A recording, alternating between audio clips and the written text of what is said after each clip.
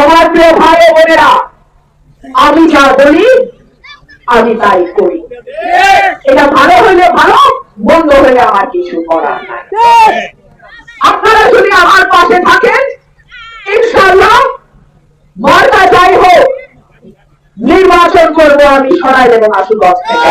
সরকার বলছে বাংলাদেশের ইতিহাসে সবচেয়ে ভালো নির্বাচন নাকি 2026-এ সরকার উপহার দেবে। আমরাও এই কথায় বিশ্বাস রাখতে চাই, আমরাও সরকারের কথায় আস্থা রাখতে চাই। শোনা যায় 50-60 জন এমপির তালিকা নাকি তৈরি করা হয়েছে। পরিবেশ অস্থিতিশীল করবার জন্য তাদের উপরে হামলা করা হবে। আমি পরিষ্কার বলতে চাই, হায়াত মৌতের মালিক আল্লাহ, হেফাজত করার মালিক আল্লাহ।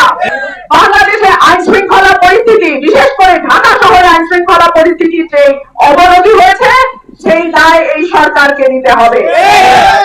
এবং আমি সরকারকে আহ্বান জানাবো, জাতীয় নির্বাচনের আগে কার কার বাড়িতে অবৈধ অস্ত্র আছে, কার কার হেফাজতে অবৈধ অস্ত্র আছে, সেইগুলো আপনারা খুঁজে বের করেন।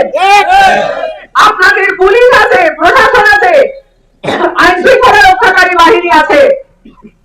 যদি 5ই আগস্টের পরে যে অস্ত্রগুলো লুট হয়েছে থানা থেকে, সেই অবৈধ অস্ত্র কারো কাছে পাওয়া যায়, তাকে আইনের আওতায় নিয়ে আসেন।